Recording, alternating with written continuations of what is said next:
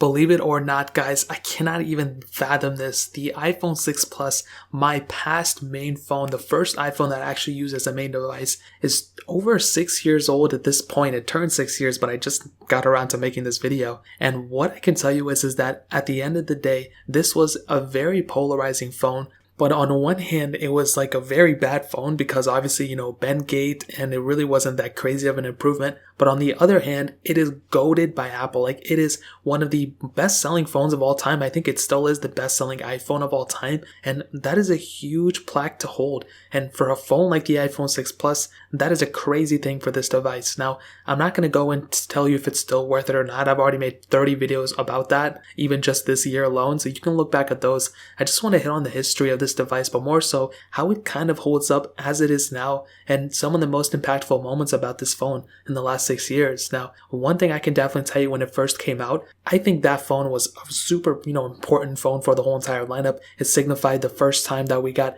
a crazy big increase in size between one phone generation to the other. Before this, we had like a 3.5 inch to a 4 inch panel, but then we eventually got that 4 inch to 4.7 and that 4 inch to 5.5, which this phone had. And it was the biggest iPhone. It was, the biggest screen on an iPhone. It was the biggest battery on an iPhone. And that was something that was really cool. Now, unfortunately, Apple did kind of drop the ball in one hand because they just made it a bigger phone and it had a bigger battery, which I liked, but everything else about these phones were exactly the same between the 6 Plus and the 6, and Apple eventually didn't really change it until the 7 Plus, where they made the 7 Plus have that dual camera setup and more RAM and obviously that bigger battery. So that's a really, really important thing that the 7 Plus had, and that was another huge thing that phone brought, in my opinion. It's funny I'm even talking about that phone in this video, but with that 6 Plus, that in and of itself is such an important thing. We've kept pretty much that same body year after year after year, and apparently the iPhone SE 2 Plus, which should be coming out next year or the year after, that is also probably going to recycle the same body,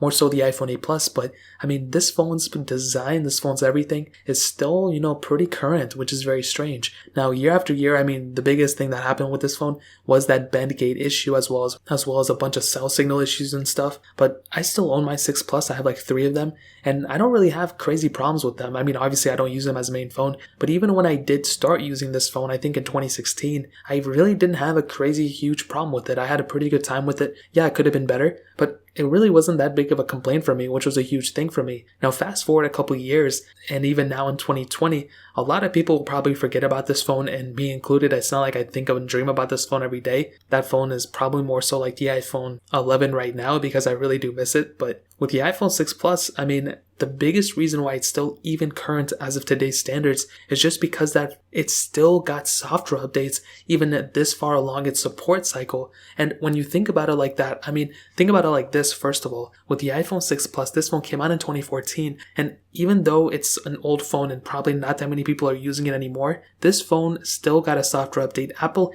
is still pushing support for this phone, and there have been a lot of updates throughout this whole entire year, but we just got our last one, and maybe more. Who knows what's going to happen, but our last one just came out like a couple of weeks ago. And when you think about it in that standard, it really just goes to show what Apple does and their support cycle of these devices. So that in and of itself, I have a lot of respect for Apple for doing. But on top of that, when you have a device like this, you still have that check-range jailbreak, you still have a really good build quality, you still have a lot going for this phone. I honestly would not recommend anybody using it as a main device, but if you still have it, it doesn't really feel like you have that old of a phone. If you gave me like a 2016 Android device, I probably would feel like I had somewhat of an older device. But with the 6 Plus, it's just slower. It's not necessarily like a super faulty phone. It's not like there's a bunch of problems, and it doesn't even feel like it's a super outdated phone. Yeah, the design is a little bit dated, but it really doesn't give you that type of feeling for sure. So when it comes down to it, the 6 Plus, even though it was a very problematic phone, it offered a lot at the time, and I even think when you look back at it, it was a super important iPhone. It was the biggest iPhone and the biggest, change of size between one generation to the other. It was an extremely well-built phone. We still have that check-range jailbreak, which is a current thing, which is something I really do like. Software support on this phone is still a very, very current thing, and the battery life was pretty big, and the biggest battery size we got on any iPhone as of that point. So for sure, at the end of the day, the 6 Plus, a whole over 6 years later, I still have a lot of respect for it, and I really do enjoy it at the end of the day. So that really pretty much covers it up. If you guys have any other questions or anything, let me know in the comment section below. Hit the like button, that would mean so much, but definitely hit that subscribe button. Every single subscriber that we get really does count, so it means so much if you guys could hit that. Also check out the other links down in the description as well. My Twitter, my Instagram, my other channels. More importantly than everything else, I love every single one of you guys. Hopefully I'll catch you guys in the next video. Peace out till then.